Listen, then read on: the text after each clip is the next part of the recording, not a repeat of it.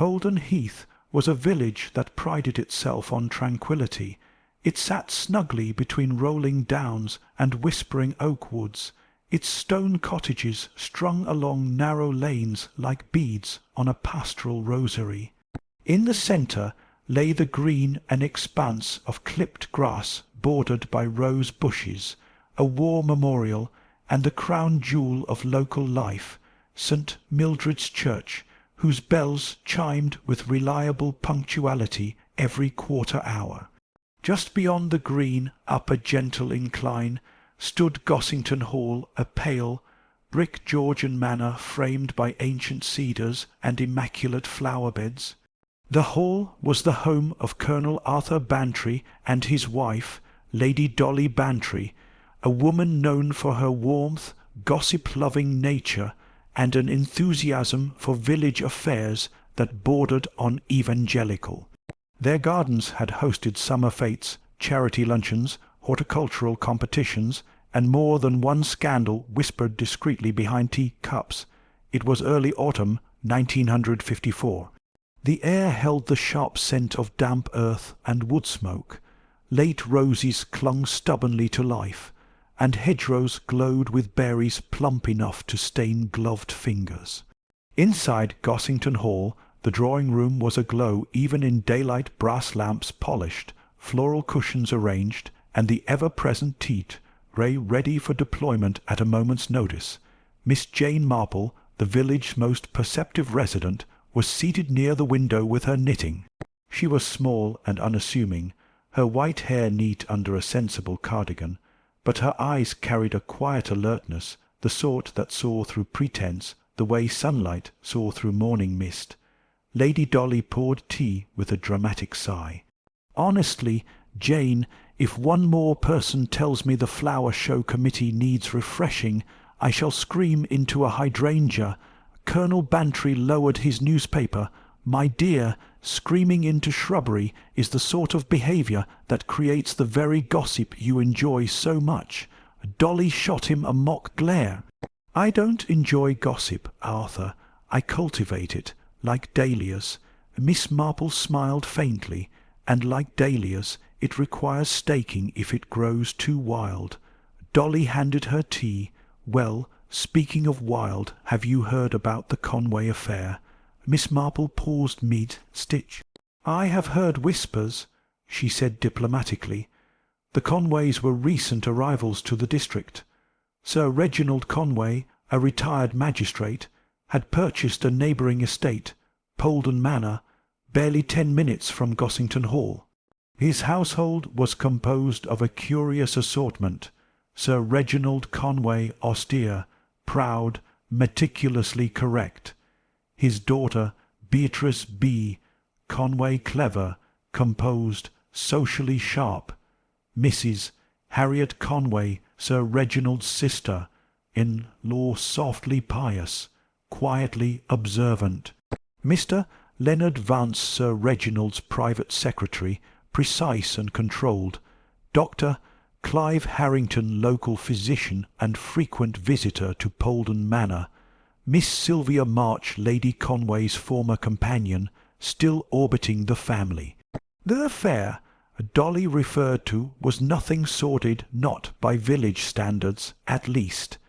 Sir Reginald had recently dismissed Sylvia March from a trusted advisory role, and rumours suggested an inheritance dispute, veiled resentment, and possibly an unrequited attachment. Dolly leaned closer, lowering her voice for theatrical effect. "They say Sylvia expected to be mentioned in Reginald's will. Poor thing!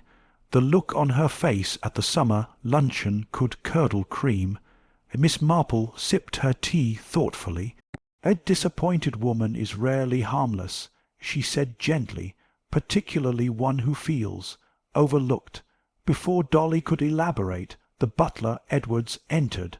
"Beg pardon, lady, a telephone call from B. Conway. She says it's urgent." Dolly snatched the receiver, listened, and froze. "Oh heavens!" she breathed. "Jane, Arthur, there's been a death at Polden Manor. When they arrived at Polden Manor, the atmosphere had shifted entirely. The long gravel drive felt colder than usual. Windows gleamed but betrayed nothing, and the gardens, once Dolly's envy, now seemed eerily quiet, as though holding their breath.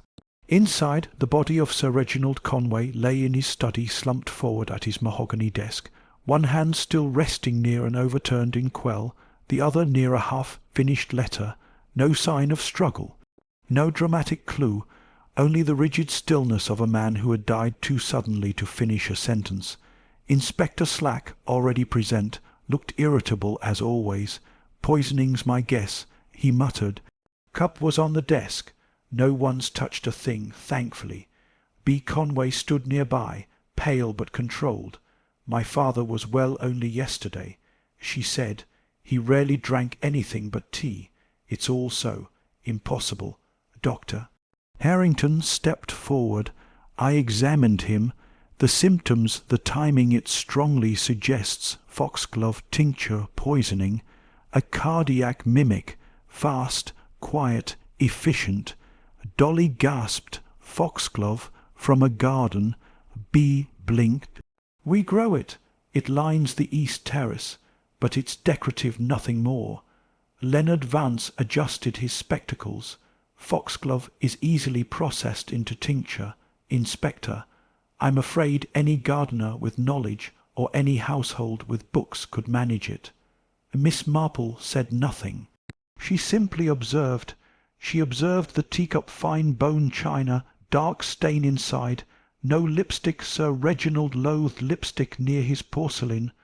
She observed the half-written letter addressed to M, unfinished.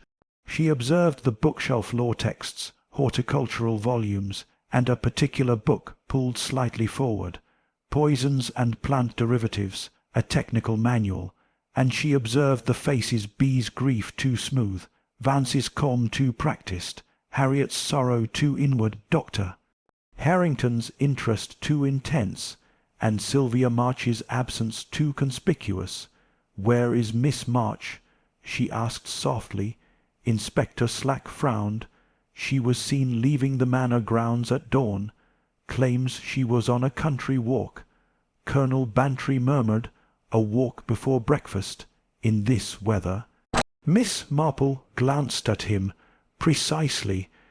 The interviews began in the manor's morning room, where chintz curtains softened the grey sky, and a crackling fire provided psychological comfort, if not emotional clarity.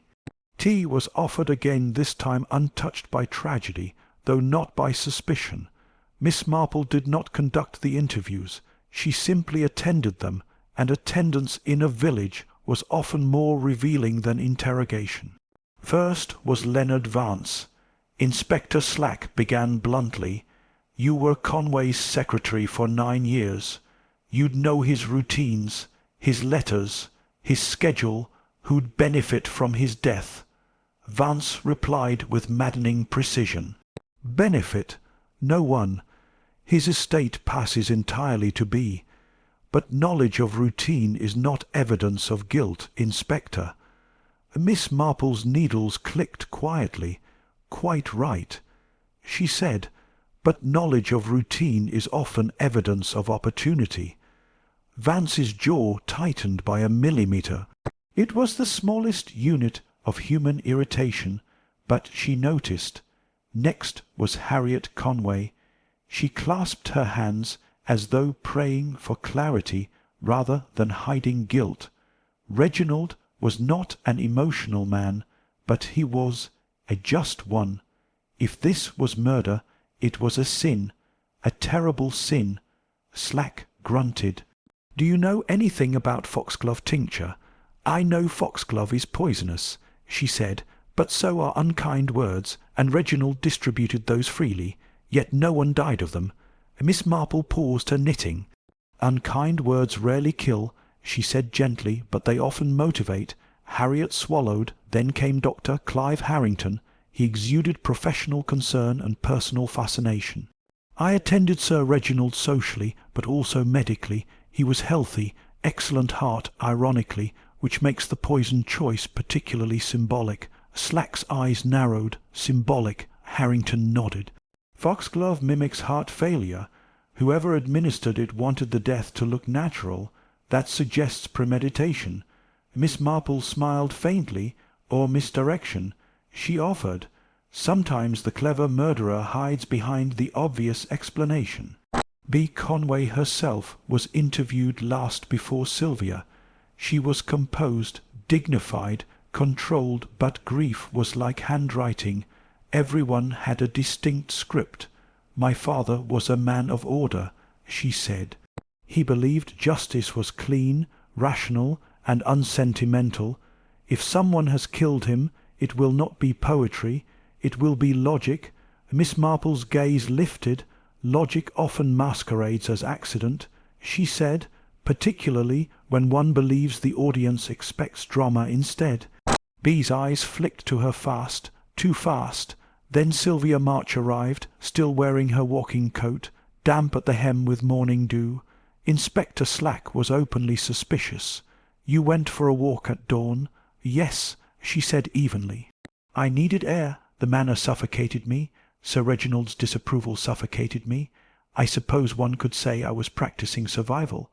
Slack leaned forward. "Did you handle any foxglove recently?" Sylvia smiled, a brittle but controlled thing. "No, Inspector, but I admired it. Beautiful flowers. Shame they're lethal." Miss Marple set down her knitting for the first time that morning. "Indeed, a great shame," she said softly. The village wasted no time producing theories. Some were absurd, some malicious, and a few dangerously close to the truth. The first twist came from the unfinished letter on Sir Reginald's desk. Forensic testing confirmed foxglove residue in the teacup, but the letter addressed to M. was smudged at the final lines. Miss Marple studied a photograph of it later at Gossington Hall. Colonel Bantry paste, M. Could be March, or magistrate, or mystery. Hardly helpful. Dolly huffed. It could also be mischief, which is what this case is drowning in. Miss Marple murmured, or money. They both turned. The second twist came when Polden Manor's gardener, Briggs, was found with a bottle of tincture in the potting shed. But it was lavender oil, not poison. The discovery sparked panic, but no connection could be proven. Inspector Slack felt vindicated. See Garden Link. It was her. Miss Marple shook her head slightly. The garden is the stage, Inspector, not always the actor. The third twist came when B discovered a missing item from her father's desk. A silver letter opener engraved with foxglove vines. It was decorative, ironic, and now gone. Colonel Bantry muttered, "A souvenir, perhaps." Miss Marple replied, "A signature." Miss Marple gathered the Bantrys. The poison was personal, quiet, botanical, symbolic, and staged for a woman to take the blame, but the method is not feminine. It is procedural, practised, and judicial in temperament. Dolly frowned. "Judicial?" Colonel Bantry's face sharpened. "You mean someone who thinks like a magistrate?" Miss Marple nodded. "Exactly."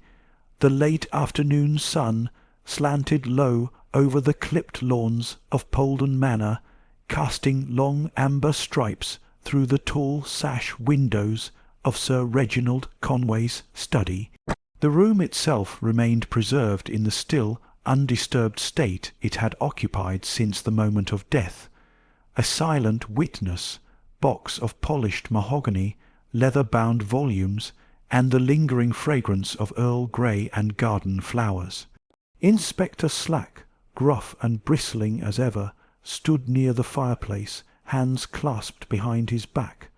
Colonel Bantry had accompanied Miss Marple and Lady Dolly to the manor, partly out of neighbourly obligation, partly because, as he privately admitted, Miss Marple's small observations had a tendency to topple far larger theories. B. Conway, outwardly composed but inwardly roiling, waited near the desk. Harriet Conway sat stiff, backed in a brocade armchair, a handkerchief pressed between her fingers like a paper ballot of grief. Dr. Harrington loitered near the bookshelf, wearing the professional mask of concern, though his eyes betrayed a keen curiosity for the coming reckoning. Miss Marple stood near the desk, knitting folded neatly into her handbag, spine straight, eyes soft, but fixed a deceptively gentle prosecutor. The case had reached its final hearing, though few present understood just how methodically the evidence had already been filed in her mind. Lady Dolly, unable to bear suspense without seasoning it, blurted, "Jane, do say something before I expire from curiosity alone." The Colonel murmured dryly, "If curiosity were lethal, half this village would require coroners."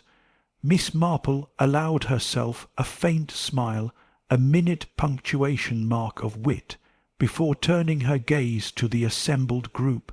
Sir Reginald was a man who believed deeply in justice. She began, voice low and steady, "But justice, like truth, can be misdirected by those who know precisely how it is expected to appear." Slack snorted. Meaning, Inspector, that the murderer shaped the death to resemble a natural conclusion. But natural conclusions are rarely arranged so deliberately. She reached into her handbag and withdrew a small notebook, its pages bristling with neat jottings, timelines, overheard remarks, botanical facts, emotional inconsistencies, and the unspoken algebra of motive. The tincture of foxglove found in the teacup was processed from plants on the east terrace. She said, "That much is factual, not conjecture. Yet the garden was not the murderer. The garden was the indictment."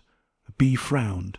"You believe someone wanted a gardener blamed, not just any gardener," Miss Marple said gently, "but a specific woman whom the village had already been conditioned to scrutinize."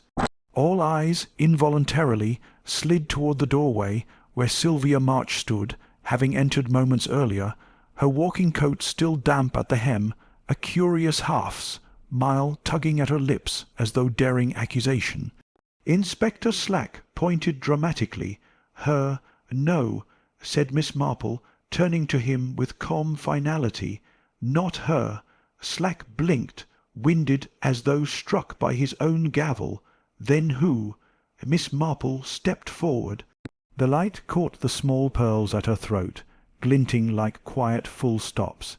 "The murderer is the person who knew Sir Reginald's schedule, habits, correspondence, and temperament with forensic intimacy." Her eyes lifted to Leonard Vance, who had thus far stood unruffled, hands folded, spectacles gleaming. Vance stiffened. She continued, "The person who understands order not as a preference, but a doctrine." The Colonel inhaled sharply. Dolly gasped. B's hand flew to her mouth. Harriet froze mid-breath. Harrington stopped pacing. Even the fire seemed to hush. Miss Marple's voice was still soft, but the silk had hardened into steel. "Mr. Leonard Vance." Vance adjusted his spectacles, a nervous reflex, small but significant. Inspector Slack sputtered, "Him? He's the driest man in Somerset. Dryness is not innocence." Miss Marple said gently, "Sometimes it is camouflage." Vance said nothing. Silence was his chosen barrister. Miss Marple opened her notebook and recited the case as though delivering a verdict she had memorized years earlier. Leonard Vance served as Sir Reginald's secretary for 9 years. 9 years of letters written, appointments logged, tea poured, documents sealed, and personal opinions overheard. Sir Reginald trusted order. Mr. Vance worshipped it. B looked stunned.